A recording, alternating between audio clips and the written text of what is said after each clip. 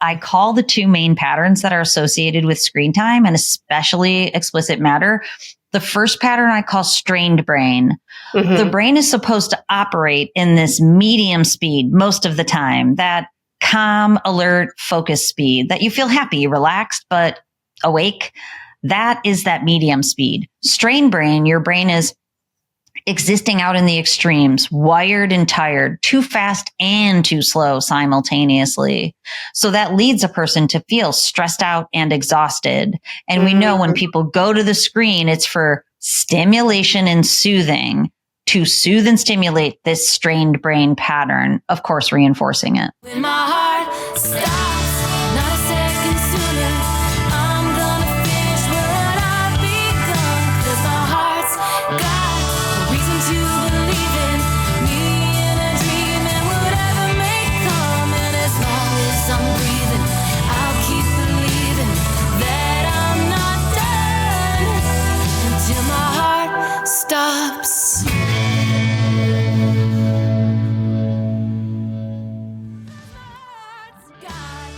If you guys are like me and wanting to be more mindful about what's in your products, how many toxins are in your products, and making sure that you're putting good things on your skin and into your body, I highly recommend Osea.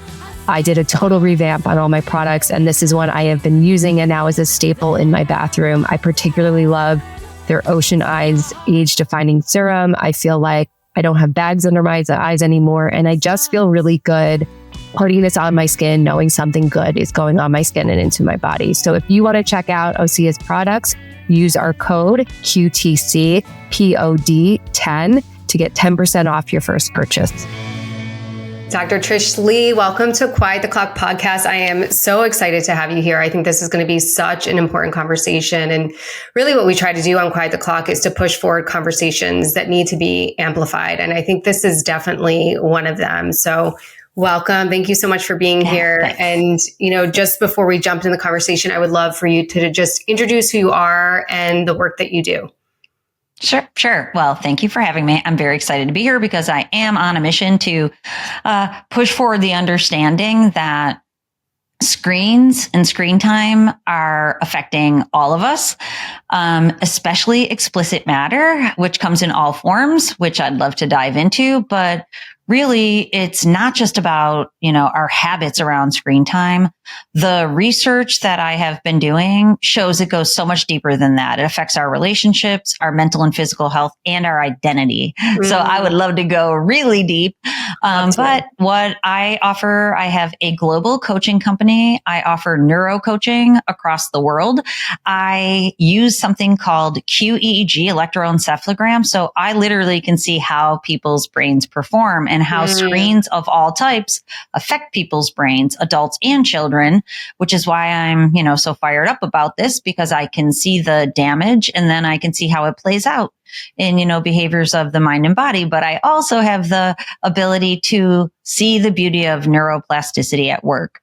I have data, measurable data, watching people's brains improve again when they regulate neurologically and then learn to self-regulate. So I'd love to go into all of that and more. Oh my gosh. Yes. I'm so excited to dive into all of it. I think what's so amazing about your work is that there's scientific evidence that is backing up what you're seeing and the effects that you're seeing of screen time, explicit images, porn, we're going to talk about too.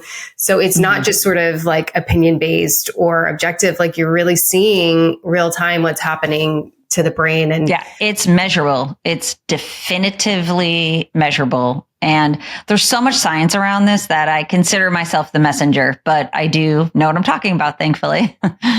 Do you think that, and I love that you said fired up, because these are the conversations that we want to be having on here, is the ones that like we are fired up about, that need more attention, that need platforms.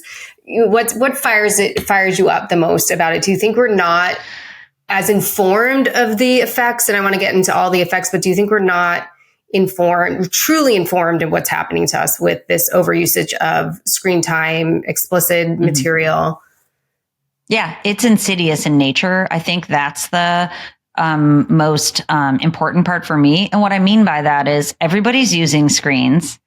almost everybody is consuming explicit matter. I have a book out. It's called Mind Over Explicit Matter, but I actually named it Mind Over Porn, and the publishing company made me switch it to explicit matter. It took me 2 weeks to come to terms with that.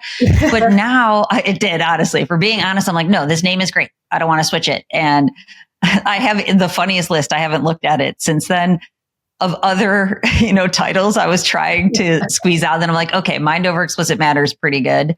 But honestly, I've really grown to love it because I do think that the way social media is used in a hypersexualized manner is actually a greater danger than porn proper. And we can talk about that. But this is what I think is the most dangerous part is we're all using screens.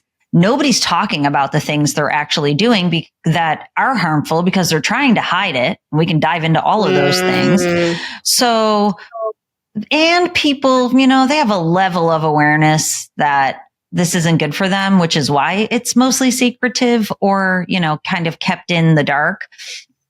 And at the same time, there is a very strong misinformation campaign and a disinformation campaign. And I often liken that to smoking. Everybody smoked. People, they had this sense that even though they're being told it's good for them to relax, that, probably putting tar in their lungs wasn't a great idea. People inherently knew this probably isn't a great idea, even though we're told the risks are small. And then, of course, people began to believe it's addictive. It causes cancer and it's secondhand smoke's real. It's affecting my loved ones. It's the same here. People will, people know it intuitively on the inside, and that knowing will catch up with them. Yeah. And I think, I'm sure we'll dive into this too, but even as I work as a therapist, behavior change can be so difficult. And when we have something that is, really can be quite addictive, whether it is screen time, whether it's porn, explicit matter, whatever we're talking about, it's like really trying to change those behaviors can be very difficult. And first it's kind of coming out of the hiding, even just to yourself, of acknowledging that the behavior is harmful. I'm curious if you could speak a little to like what exactly is happening in the brain for someone that might be consuming too much explicit matter. Mm-hmm.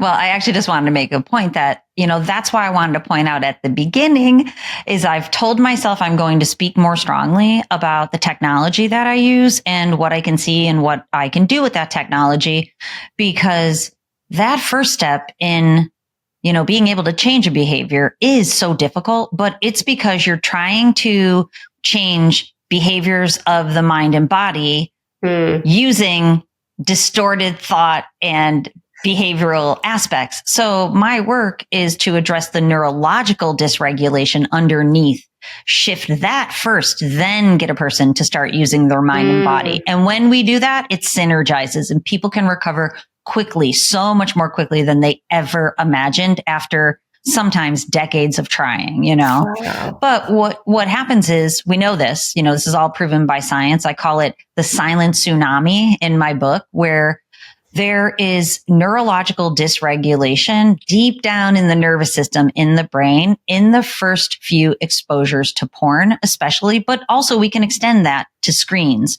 They're super normal stimuli. They deliver more neurochemicals that feel good than healthy real world activities. And it creates, a tsunami.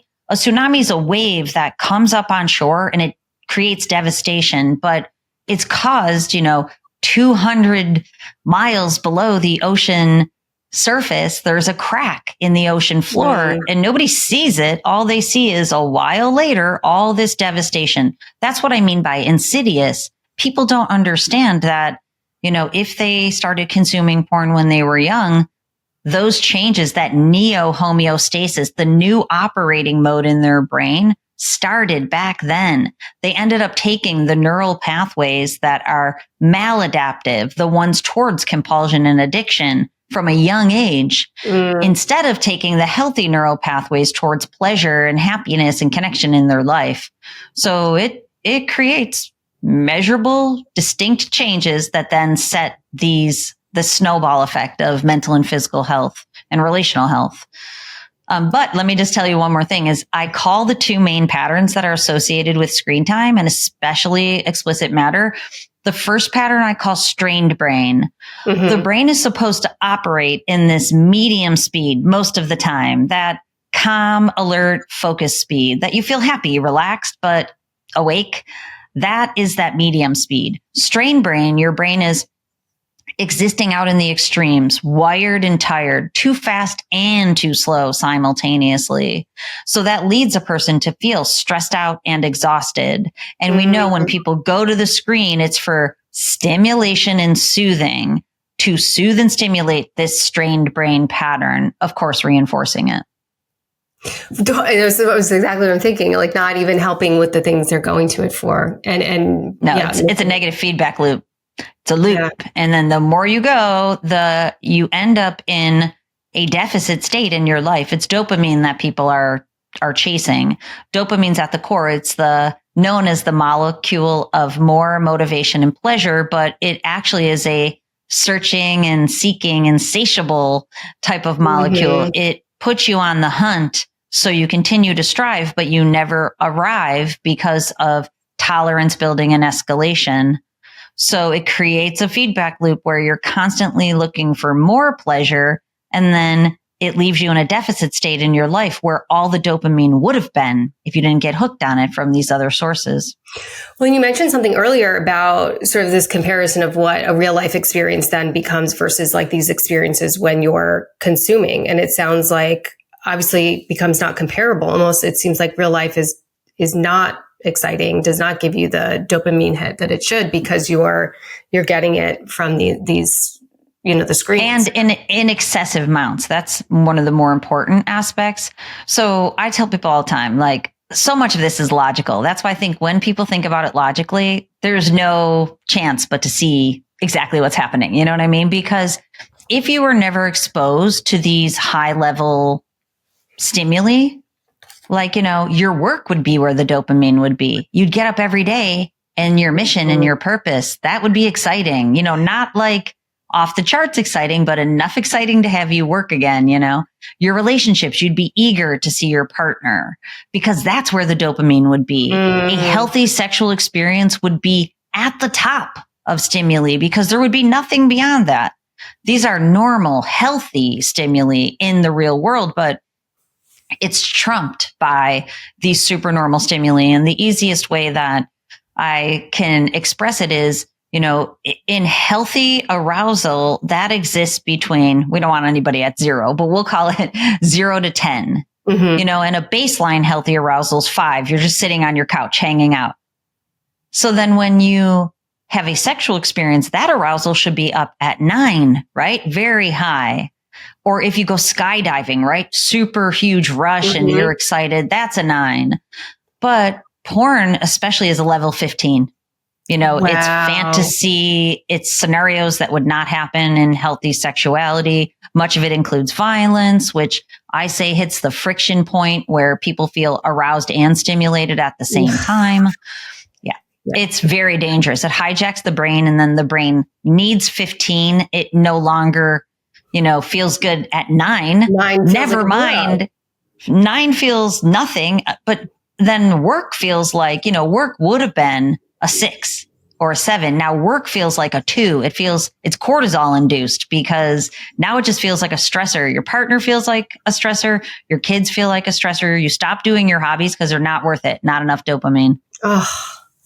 This is like terrifying to think about. And I have this conversation so often, because I have a son that's 4 and we don't do any screens with him, and we're going to try to prolong that as long as we can. But I think about, and we're thinking from the perspective of the brain, the exposure at such a young age when your brain is not even fully developed, like what it's doing, what neural pathways it's developing, if the exposure is happening at such a young age. I mean, of course, we see a lot of young kids, like kids my son's age, with screens and iPads. And, I think about sort of the benefit of someone my age. I'm 44, of like, we didn't grow up with these screens. It was not what it is now is not what it was when I was younger, and just the benefit of that. And so I really feel for these younger generations, it's almost like, do they stand a chance? Yeah, I'm working on my next book. Actually, I just finished this morning my next book proposal. I've been working on it for much too long. My agent's been waiting for too long, which is why I'm very excited. But honestly, like, I've been developing it for a long time. So it's been very exciting because it's so much better than it was what I thought it was going to be. But my point about that is, like, I'm trying to communicate that in the next book, not just explicit matter, which is very important to me, but just how young people are using screens and how it does actually shape their identity.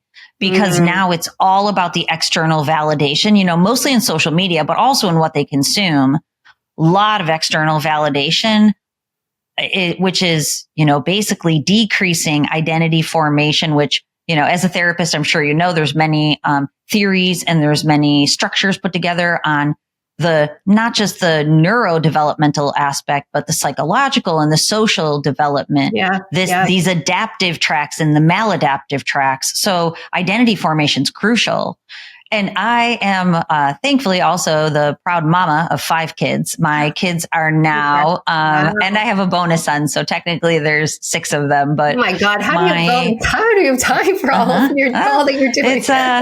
It's a challenge, but which is why I'm so excited to have this book proposal. I've been getting up early, and I work through the weekend, which I don't typically do. But you've got to, But my kids they don't like this term, to be honest. They are the first digital natives. So my kids got phones in the middle of it. And I do have a recommendation or two, just so as we get there. But, just because of the way I am and everything I know, I was very cautious and I very much co-regulated their screen use. So they do have very healthy, screen usage, but that was a very big challenge. And I had a different challenge with all of the kids. I know what I was going to say is my youngest daughter is going to turn 15 soon.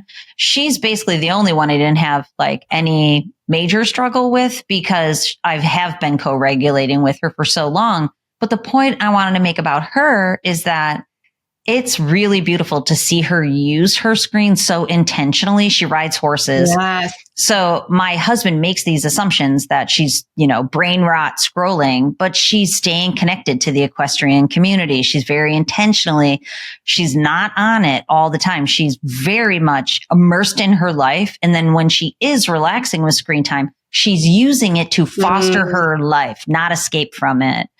That's what I want to communicate to people in the upcoming book. Yeah, and I think that's such an important point because it is so integrated into our society now. I think that it's unrealistic to say that we're gonna eliminate screen time, or our kids are never going to use screen times, or us as adults are not going to have. I think that's such an amazing point: is how do we use it in a healthy way? How do we have a healthy relationship? How do we use it intentionally? And that was going to. That was going to be the suggestion that I make to you, and of course, I really loved all the unsolicited parenting advice I got when I had 5 babies. So I will absolutely deliver this with a grain of salt. But I do know some families that held off on giving their kids a phone or letting them use screens to the last minute. And that really created some social issues for those kids because they didn't have the ability to integrate like the other kids did. And like I said, I saw this unfolding in real time. So I learned a lot of, some of these, from real experience where because of what I saw, and I was doing what I hope people can do is really setting some pretty strict rules that kids learn to regulate themselves. So like with my kids, I would let them have screen time when they were young, but they were never it wasn't really necessarily, they weren't 4, that we were still watching Little Einsteins all together on the TV then, but be able to have, chill time with a little screens earned, after lots of time in the real world. But like, for example, my one son, Seamus, he loves to game. He still does. It was very difficult for him to get off. I didn't make him get off. I made him set timers and get off when his timer went off. And if he couldn't, then he lost the privilege of being able to use his games. And I'm like, I'm not going to make you get off. You have to learn. This is when he was young too. You have to learn, or these are privileges that you don't earn. So if he couldn't get off on Tuesday, then he couldn't use, that the next day on Wednesday. And it taught them all how to regulate. And there were some extreme circumstances where my daughter Fiona, she couldn't stop doing things on social media. She was really being pulled in. I took her phone away. She was very upset with me, very difficult time. And I told her, once you can regulate yourself around this, you can have your phone back. She never could. And the family expectation is if you can't regulate yourself and it really escalates, that I told her I'm going to cancel the phone number. I had to do it. I couldn't believe I was doing it, but I told her, like, you have all these opportunities to regulate. I will help you regulate, but you have to meet me in it. And she was an older teenager by then. Couldn't do it because she was so sucked into all the validation online. And she now tells me that the strength I had during that time she thanks me for it. And what a great example that was of helping someone you love who can't see the forest from the trees. Yeah, as you're talking, I think that's so incredible. And it's such a good piece of advice that I will absolutely take because, it makes me kind of rethink. He's too little still, but like rethink kind of us holding off as long as possible. Because I think there is something really important to teaching them how to use it in a way that's really, really healthy. But I'm thinking about adult usage, right? And someone that doesn't have a parent there kind of policing and keeping them accountable. And just, again, what do we do as adults that come into that problem of not being able to regulate, not being able to stop when the timer goes off? And I'm sure there's, as you've seen, so many of them that don't have someone that loves them saying, hey, we're our own police system at this point when we're adults. And even at that point, like if it becomes compulsion basically means you can't stop. On a continuum up to addiction, there's use, misuse, abuse, which means you're supposed to be at work, but you're still playing Candy Crush and then it springboards over into compulsion. When you get to compulsion and addiction, what that means is your brain's dependent on the dopamine from whatever activity, screen-based activity that you are engaging in and that reinforcement loop. So it becomes even more difficult to go back into the world. If you're at the level of compulsion, you can have 100 people who love you. It's up to you to be able to get the help that you need. The people around you can set the boundaries. That's for sure. Healthy boundaries of, like I was already telling you, some of my boundaries that setting a boundary, no sweat, holding a boundary, that's a different story. Totally different. But, and that's where I think the tech comes, the technology that I use. I show people how their brain is hooked on, usually it's explicit matter. Most of the people I work with, they're wrapped up in porn or other screen-based, explicit content. And I can show them how their brain has changed and how it needs to change back. I think that's so powerful. And, not that this is the same thing, but I've been going through a secondary infertility journey and I've learned a lot about sort of the health of my own body because I had this perception that I was healthy. And then seeing the numbers and doing like extensive blood work, I really became aware, okay, I'm not as healthy as I thought, but I had to see the data. Like I had to see the data. I had to see the numbers to change the habit. So that's why I think it's so powerful that this is backed by science and backed by it research. really is. And what you're talking about is like, your body might be in the normal range because people ask me all the time, like, isn't this normal?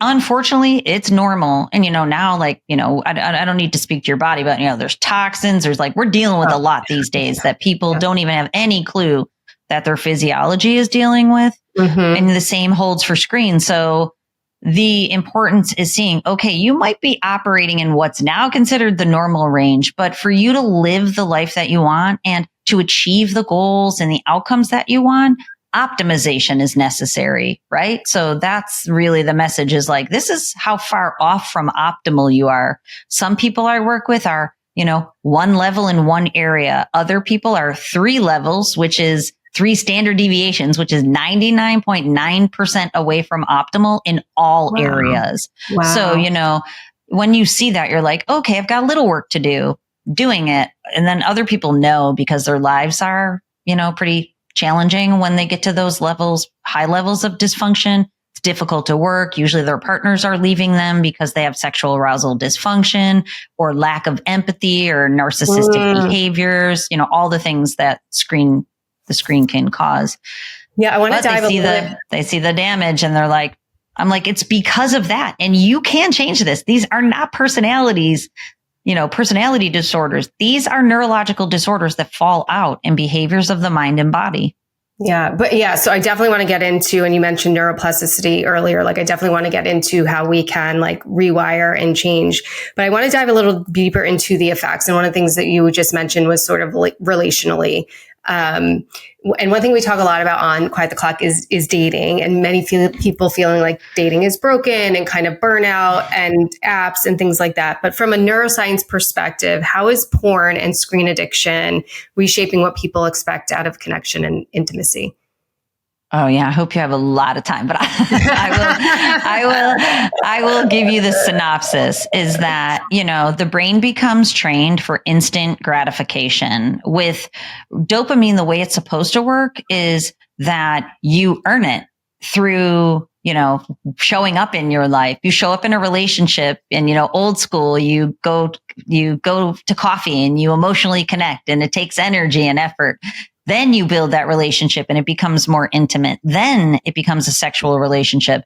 With porn, it's instant gratification. At the click of a button, there's a buffet of whatever sexual arousal stimulation you're looking for. So it hijacks that reward system in the brain, literally, structurally and functionally. We know that from scientific studies. So, now your brain just wants a lot of dopamine without having to work for it.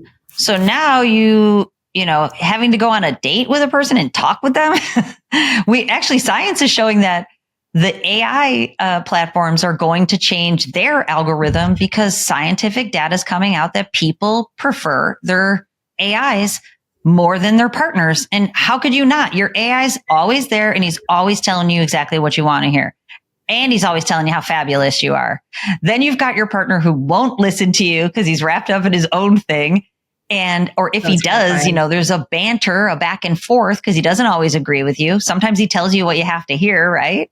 Instead of what you want to hear.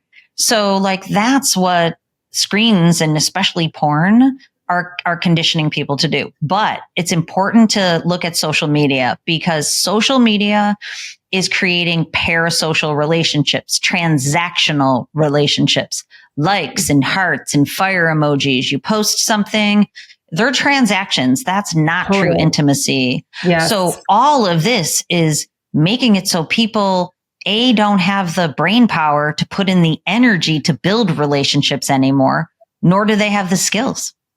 And then the environment is very toxic. On dating apps, there's more married men there than non-married men.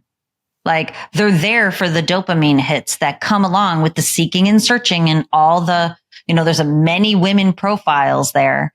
Many men will have escalation behaviors that end up in infidelity or hookup culture, casual sex that we're seeing in dating apps too.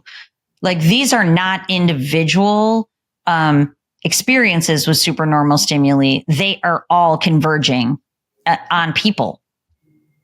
This is terrifying to listen to be honest. Really, I try not to freak everybody out. Honestly, people, it's reality, it's what's happening, but it is so, especially from my perspective as a therapist. And, as we moved into COVID, I was terrified about what that would do to our society because of the social media side, just isolation, disconnection, what it would do to connection, social skills. And we've watched it completely decline. And it's just terrifying. And you know that porn use skyrocketed through COVID and never came back down. I don't know if you know that, but it skyrocketed and it's an addiction. So, what goes up doesn't come back down when we're talking about addictions unless people bring them back down. I'm accused of hyperbole a lot. And so now I'm used to that. But what I want people to know is I've seen tens of thousands of brains. I really need to add it up. A lot of brains. I've heard tens of thousands of stories. I know things that other people don't know. I've heard the phrase, I thought I was taking this to the grave hundreds of times. The things that people get into, they don't tell anybody else. Everybody's suffering in silence of, what the stress of their life.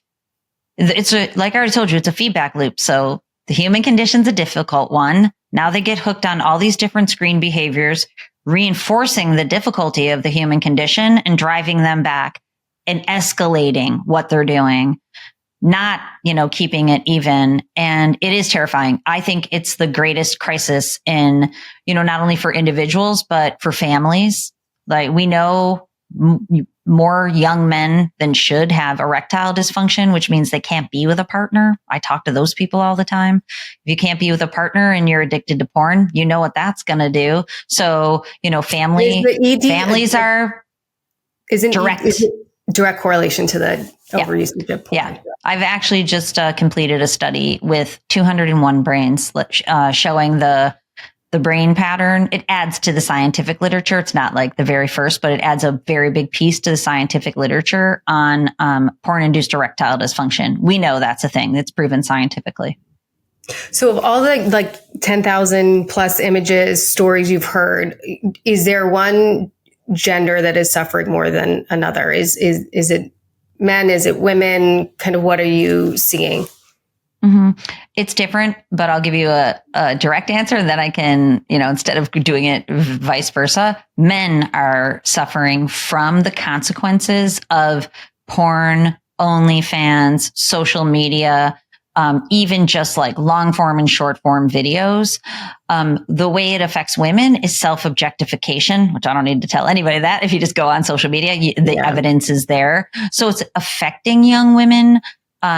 I just don't think the women have any clue of the level that it's impacting them yet. I have a program for men. I call it Pleasure Pathway Reset, to help men leave porn, reset their pleasure pathways back into their life. I also have a program for women, Sanity After Betrayal, because when women realize that their men are addicted to pornography, betrayal trauma is a real, proven traumatic brain pattern, and the consequences are real. But I don't think the level of women who know the situation they're in is there yet at all. Mostly it's secretive behaviors by men, but that contributes to shame. Sure. It contributes to the neurological dysfunction. It shows up in families, like more and more women, more and more children are like, something's off, like it's beginning to permeate, and that's being measured also. What are, maybe in some of these programs you suggest this, but what are some signs both women and men can sort of cue into that might say they've exceeded I love the way you laid it out before, misuse, what are some signs that they can start to say to themselves, okay, this is problematic. Maybe it's lack of focus. Maybe it's missing social events. Are there some things that people can start to look for that says, okay, wait, this is really a problem? Yeah, those things are the things you mentioned are good. I think the best way to create more self-awareness, because what I can tell you is that, there's 4 pillars of emotional health and intelligence. The first one is self-awareness, very low when people are in this position. So, looking at how many times you go for your phone, looking at how many times you use pornography, starting to actually track that, and then trying to stop doing the thing that you're doing. First, take a record. What are you doing with all these different, screen-based activities? And let's just say you're watching porn once a week. Try to stop watching porn once a week, because then men 2 weeks later, not even, if they don't get the dopamine hit on the cycle, they will go into withdrawal. So if you pick up your phone 200 times a day, don't.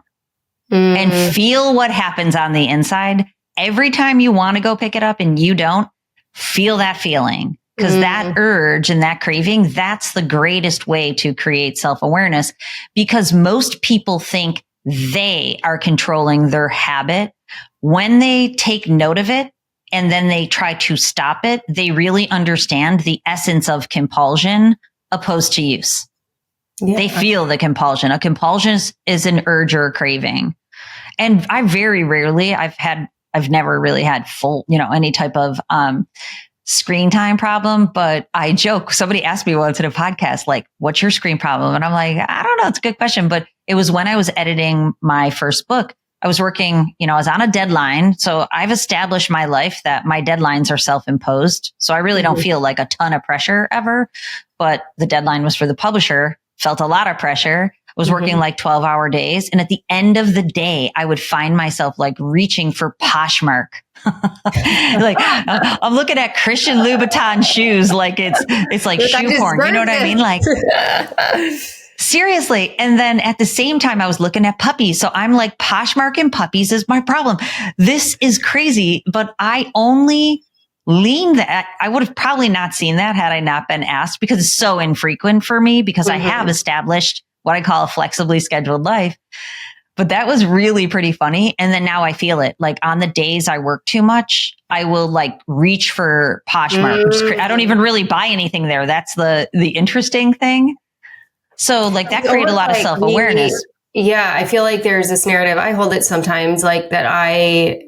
I'm almost deserving of that screen time at the end of a hard day, or like, I just want to zone out, or I don't want to use my brain, or, you know, that, yeah, it's almost like this permission or this deserving of like, I get to have this at the end of the day because it's been a hard day. Yeah. And then knowing what you're going to do instead is the important thing, a pivot plan. That happened to me yesterday. Yesterday I had a very long day, and, you know, same thing. I'm like, I just want to watch something and eat chips or whatever, you know, junk food. But I'm like, no, I went outside and worked out. And I took my dog for a little walk, and it was absolutely gorgeous out, you know, because the first thought was, I'm just going to sit around because I've worked so hard today. And I'm like, no, and then once you know the thing you're going to do, you make yourself do it. And honestly, I knew yesterday was going to be busy. I wore workout pants all day, which I don't normally. And then it worked. I was thinking to myself at the end of the night how well that worked, because I didn't have to change my clothes. Had I have to change my clothes, I might not have done it. And, you know, that is a trick. That's a little brain hack that I tell people. I love those little hacks. And I love what you said too. I think it is important. And this is like what I introduced in therapy as well, is like, pay attention to the feeling when you notice something or you take something away. How do you feel? And I've had several clients, you know, test themselves with, say, deleting the Instagram off their app. And then we say, pay attention to how you feel, and the feeling, how good they feel of having that off their phone for a week or 2 weeks is so, so noticeable. So I think it really is important to, like, once you do the thing, like, really connect to how does it make you feel? Yeah. And I encourage people to write it down. Because when you do that, you know, neuroscience shows you're going to integrate it. And now there's apps for everything too. Like, you can track your progress in either your journal or an app, because you're getting little dopamine hits from every success too. And that's a really important part of, you know, resetting those pleasure pathways, because now it's like, oh, I got dopamine from working out and going for a walk. Plus I got dopamine from doing the thing that I told myself I would instead of the other thing. Very important for the rewire, you know? Yeah, the rewiring. You mentioned ED, and I want to talk a little bit about, because in a different context, we're seeing a huge decline in fertility rates. And I'm curious if there is a correlation between porn addiction, overusage of screen. Obviously, we already mentioned the direct correlation with ED. Do you see that being also correlated to drop in fertility rates? I do. And I actually probably take the most hate for the next comments, just so you know. But it is, you know, because one thing that I guess I'm very glad to have built this skill a long time ago is I look at research constantly because I love it. But a thing that I do is I connect the dots between studies. Like, some people will just look at one study and go, oh, okay, you know, it says masturbation's great for you. But when you connect the dots, we see that, you know, overstimulating the nervous system for sexual arousal starts in the brain, and an axis in the brain that produces neurochemicals and hormones. It sends a signal down the spinal column into the spinal nerves and then the nerves. So the brain is running the whole system. People forget this, you know? So when it comes to, if you're overusing the system, there's a depletion. So that strain brain that I talked to you about, that is putting constant strain on the system. You're very far away from optimal brain functioning, optimal functioning of everything else in the nervous system. It really does affect everything else. It's called autonomic nervous system dysfunction.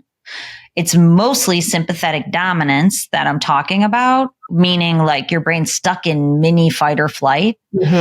And we know, like, you know, even on the Cheerios box, it claims to bring blood pressure down, you know, claiming to be able to help with your stress levels. Talk about a scientific study that's, you know, put out there in one light. But, you know, the point is that we know how devastating stress can be when you're caught in autonomic nervous system dysfunction and sympathetic dominance, it leads to cellular decay, all the cells, yes. so how that shows up in fertility is very much in the same way. It's depletion of the system. The system can't replenish itself because it's never given enough parasympathetic time. That's very much what I help people do in my work too. Bring the system out of sympathetic dominance, teach them to get more rest and relaxation so the system can come online. And just one other thing, I had toxic mold poisoning, which I do tell people about. I try not to talk about it all the time, but I had it very bad. We moved into our home, and it was in the wall of my office, which I'm in now. We had to move out for a year, take the house to the studs, rebuild it. Wow. But I was diagnosed with cancer. I had a lot of physical health issues. And I believe, everything that happens to me is to teach me and to help me understand, to be able to live better for the whole rest of my life. That's my frame. But what it really showed me is like my system was in such sympathetic dominance from being constantly bombarded by toxins. But because we calibrate to the level of it, you might not even feel stressed out. Your system calibrates and you can be super sick and not even fully know. Like I had to get to this DEFCON level. And especially I use the technology that I talk about to regulate my brain into healthier mode. So my brain actually never took the hit like it would have typically in mold poisoning, but my cells did. I had mast cell activation syndrome, chronic inflammatory response syndrome. There's a lot of syndromes that happen at the cellular level. And you might not even feel this strain that I'm talking about because your brain's calibrated to adjust for it. That's why these, having tests done, imaging in the way that I do can really show you. Because I was missing the cellular piece. I saw the brain piece and I'm like, my brain's not that bad. And my husband, he owns a practice, Leigh Brain and Spine, which is now all basically regenerative medicine because he bought all the equipment for me to be able to see and then heal myself at a cellular level. So I was able to bring it back online fast. But, it's so interesting when you say about the calibration. I think that was my experience as well, because before my fertility journey, like I would have thought nothing was wrong with me. I was like, I have no symptoms, like I don't feel anything. But I just think that this is a little bit of a tangent, but I was fascinated by what you just said. We get so used to operating at dysfunction that it's normal. And that's what I thought to myself. I was like, I must just be used to operating at like less optimal even I don't feel stressed, but it's happening in my body. Yeah, that's exactly my point, is that's why the self-awareness goes so low because, we're, especially for kids. So if we bring it back to screens, like you've got a kiddo who starts on social media at, we'll be generous, 10 years old, now like their brain is being miswired is the way that I talk about it for all these external, validation and dopamine hits and all of that. But their brain basically never develops into the optimal pattern, but they don't know. They've never felt the optimal pattern. Many of my clients, they are shocked, profoundly shocked at how they feel afterwards. And just their thought processes change, like the fog comes clear. And like one client, when I first met him, he was very disgruntled, no empathy, no compassion, more narcissistic, insisted I call him Mr., last name. A month later, he comes on and he's like, I am so sorry. I can't believe that's how I used to act all the time. You know what I mean? Just like this total shift in so. We get used to it. And then we see it as our personality, or we see it as what we do. We don't realize it's a reflection of our nervous system regulation and our cellular, going back to the question on fertility, everything in the body changes because of it. It's just so unfortunate. Like everything that we're talking about, I do think, and I'm so, grateful for the work that you're doing and the conversation we're having today, because and even through my fertility journey, there's so much we just don't know. We really just don't know. And we're so uneducated on nervous system regulation, parasympathetic state, sympathetic state, what it's doing. Like people literally are just walking around, and I didn't either, I mean, obviously knew about nervous system, all that as a therapist, but like things happening on my cellular level, like tests I needed, like it's just, we're so misinformed, uninformed about everything that is happening. And, you know, I'm just so fascinated by what our conversation and brain health, and just to see the trickle effect on identity, shame, relationships, dating, fertility, family building. It's just massive. It is, right? And that's why it's like, it's not hyperbole. It's upon us all, you know. And I try to share with people, like, this is, I think it's a pivotal time culturally in history where we have to become a top 1% person. You have to do differently than the masses. You can't scroll passively. You have to intentionally use your screens to create the life that you want, because if not, you will be sucked into it. And, you know, not that I want to talk about the sides with Charlie Kirk, coming off of the Charlie Kirk. It was just, everyone on such a large scale of how distorted, you know, the use of social media has become. Like, you know, there's polarization, which is one thing, but just like the use that people, you know, that people would go on all these different platforms and proclaim this, that, or the other thing. Like, it's really interesting. And I think that will be something that will be analyzed and looked at for a long time, like how that really shows where people are at, I think. Yeah. And even, you know, when we were speaking earlier about like, especially like title change and just the explicit matter, the language explicit matter, like I was very much thinking about the fact that we could go on the app and just see that, or see this poor woman stabbed in a bush, or just see these, or, you know, just these horrific Absolutely. images. It's like, I never saw it. You know, I won't put that into my brain. I don't really go on social media, but my daughter, who's going to be 15, both those videos were shared in her Snapchat with her friends. So I said it to her. That's like somebody sharing a porn video in your Snapchat. I know you don't see violence in that way, but she said she wished she didn't see it, and she felt sick for a long time. Yeah. You know, her nervous system is young. And I will help her process it and get it out. We've already done that, talking about it, talking about the feelings, making new, you know, I told her if things like that are going to come through that Snapchat, she really has to discern what things she's going to open, you know, but I've been thinking about that a lot. And then I asked my friends, and, you know, my bestie, I love her to death, but she is a luxury real estate. She owns her own company. You know, she knows how I feel about her. She's into luxury, which is pleasure, you know, which she will admit this, you know, because I'll always say I'm trying to, you know, like basically take my ego and fold it into my spirit type of thing. And she's like, nope, I'm just trying to get my ego on the good side and take that one out for a spin. You know what I mean? Like, so we're talking, I'm like, how many of you have seen it? And every single one of them saw it. And she's like, I watched it from every angle. They're like, of course you did. Because it really is like, if you watch from every angle, it's a dopamine hit. It's that rush. It's that friction point of anxiety and, you know, this feeling in your nervous system. And now we've got it on a grand scale. And I have always been talking about drama, violence, and explicit matter. Like, that's why people are mostly on different social media for whatever the tea for the day is, you know, and to spread it, consume different types of violence. There's so many of those types of things, you know, on TikTok, especially you're watching people's horror stories unfold, like, you know, but you become what you watch. You do. It plants seeds in your brain, and, you know, it becomes what you want more of, because the dopamine is linked to it. If you keep reinforcing it, you water those seeds, you're going to get more of it. And that's going to lead us in a direction I don't really want for humanity.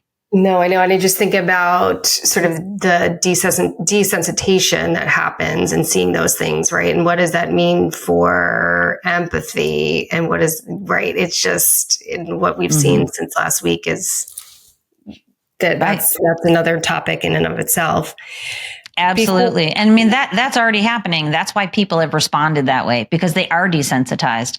And the desensitization is at a neurological level. It's the dopamine receptors in the brain have become desensitized. So when we use the word desensitized, it's not just the psychological aspect. It's because they're going back to these different platforms and watching people be mugged or watching different car violence or, over and over and over. And then another one comes and it's like, oh, it loses its impact because those dopamine receptors have been dulled. It's really easy to see how life can feel so dull when we're talking about screen usage in this time, in this way. It really can. And I think of how terrifying it is that we live life on our screens. I mean, and not even speaking about explicit matter. Like I have friends that are, influencers, and they're like, I literally can't go through a day without thinking about, like, I live my lens through social media of like, what should I post, this picture? And it's kind of really clear now to see how dull a partner could be, how dull dating options could be, how dull work could be when we're putting it up against this thing that is like these major dopamine hits constantly. Yeah, performance and consumption. Absolutely. And again, there's just not the dopamine there.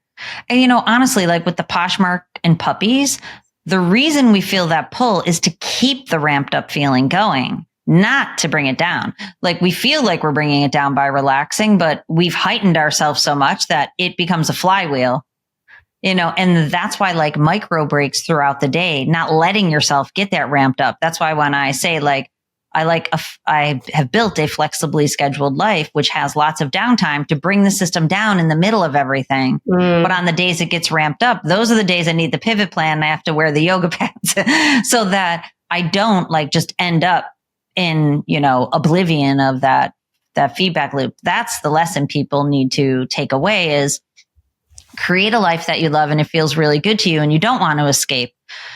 Put healthy, guardrails on these reinforcement loops that will suck you in.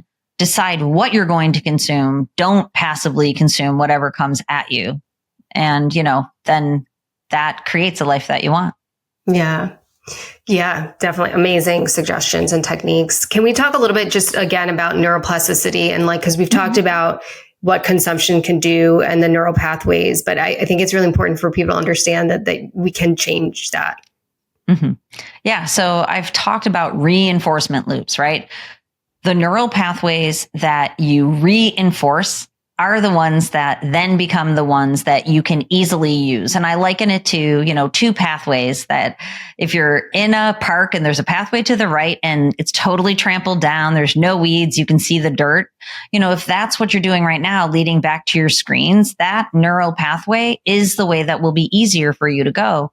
But when you create and you discern with intention, now you start taking the other pathways. So no, I'm not going to go on my screen. I'm going to go for a walk.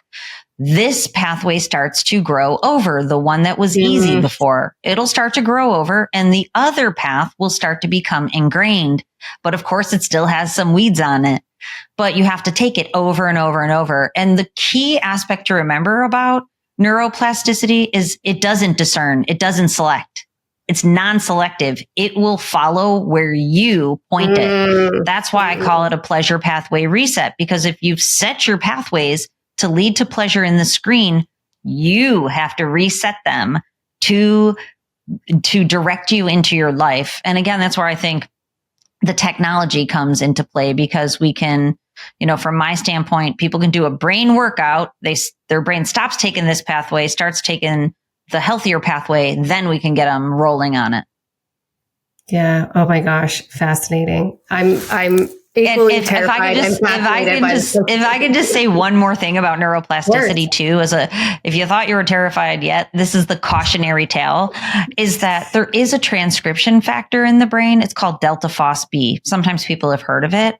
The way I think about it is once you've crossed that bridge into compulsion and addiction, that pathway that you've been using, the trampled down one, it will actually start to create its own cement, a little bit of concrete on it. That's what delta phos-B is. That's why if you struggle with addiction, you can't go back to it, because a slip becomes a relapse, becomes a full, you're back in that lifestyle of using pornography. It's because of the delta phos B. So, if you've ever been on a concrete path where like it starts to crack and the grass is growing through it, but there you can still see the concrete underneath. You start walking that path again, it tramples down so much easier. That's the cautionary tale. And this is happening with screens in general because they all are supernormal stimuli. Delta phos B is going to be a player. That's why it's super important that we set our children on the correct path through co-regulation so they never have to deal with the concrete that many adults are dealing with. The adults who are dealing with it recognize it, own it for what has happened, and create that life that you don't go back. You've got everything in place, and that's what's in the digital programs that I've created. Everything in place. You know about it all. You've created your plan. And the number one thing that will throw people backwards is stress. That's what you have to keep your eye on to make sure you're staying on, the new path, not the old one. Yeah. I think I love the way you explain sort of the concrete image because I think it gives more context to addiction because people, I think sometimes don't completely understand how hard it is. And so when you kind of have this image of concrete and it really being solidified, it's helpful. And we're going to have a generation dealing with it with screens. That's why it's so important. And the prevention piece is so important. Like it's not hyperbole. It's real. You can prevent that whole thing from happening by co-regulating your kids. And it is an absolute pain in the booty because I've done it for 23 years with 5 children, but it is the greatest gift that you can give them. And what are your greatest achievements as a parent? Yeah, I think these can be unpleasant conversations for people to hear because it forces maybe some self-reflection and how they are using, but it is important to know what are the consequences, right? We're talking connection, identity, fertility, relationally, like there are really devastating consequences to misusing screens and, exposure to explicit matter. We really need to. They're real. They're in 5 categories. It's neurological, obviously your brain health. Then there's the biological piece, health issues. Like all chronic health issues are perpetuated by the autonomic nervous system dysfunction of screens. Cognition and mental health. Then we have social, relational health and spiritual. People they lose sight of, and I think of spirit as purpose and the intention and what do you want to give to the world in your time here? What do you want to enjoy from the world? It's taking people away from that. Totally. And it's difficult. It's like, how do we find a balance of using it in a healthy way? I mean, to be really honest, like people run their whole businesses on social media, right? People integrate their marketing, how they're getting clients, it's all there. And it's really important to balance. Yeah, well, I joke all the time. The most difficult thing for me to do is to be a champion, to not be pulled into the system while being in the system. But like, it's true. I have foregone like popularity over mission because I could very easily tweak what I'm saying and grow a huge platform. But then I have to get quiet. My identity on the inside is my mission.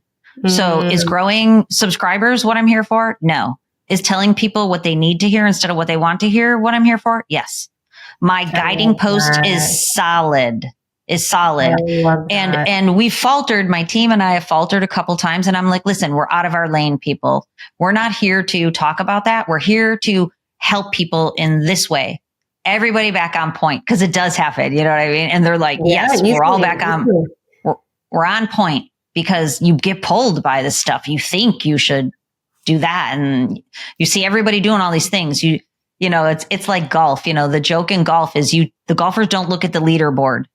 They, especially as they're approaching the 18th hole, they keep their head down and they focus on their game because they don't want to see what anybody else is doing because it will mess with them. That's how I feel. I'm like focused on my game. Yeah. Stay in your lane, stay focused. Yeah. I love that. Well, you've mentioned your book, your new book proposal, a couple groups. Tell everybody where they can find you and the offerings that you have. Sure. Yeah. So you can find me at drtrishleigh.com. It's Leigh. Everything is there. There's a tab for partners. It takes you through to the Sanity After Betrayal website. I have programs for chronic health because of my mold journey. So if you hit chronic health, it takes you through to another website I call Heal Thyself, trying to teach people that when you regulate your autonomic nervous system dysfunction, you can heal from the inside out.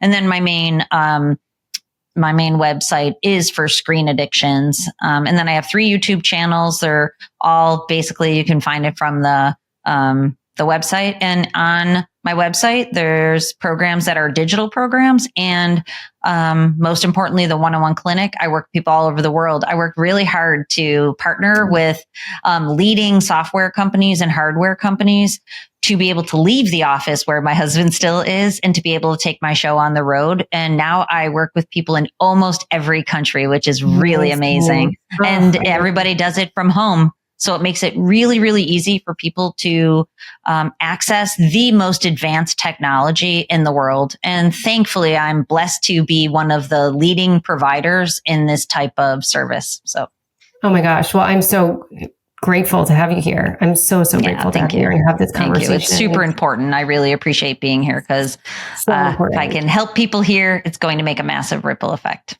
No, you incredible work you're doing. Thank you so much. And we'll keep sending people your way because you're right. It's a crisis that is upon us.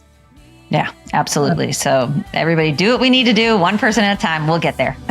Well, thank you so much. I think it's no secret that I love the Little Words Project bracelets. I have about 6 or 7 on my arm, ones that have been given to me, ones I've bought myself. I love giving them as gifts. I think they're so inspirational. For me personally, they're nice little reminders throughout my day to have hope, to be, have strength, to be in good energy. I just love the bracelets so much. I love giving them. I love receiving them. And if you want to check them out and you want to give it as a gift or get one for yourself, you can use our code QTC for 15% off your first order.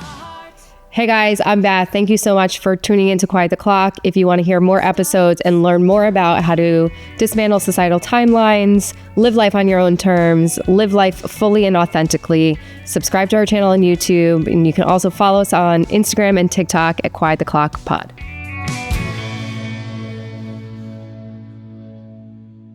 You guys, I'm really excited. We just created all this amazing merch. And so if you're loving the podcast and you want to support our cause and continue to hear amazing episodes, please support us by buying some merch. I am living in these sweatshirts every day.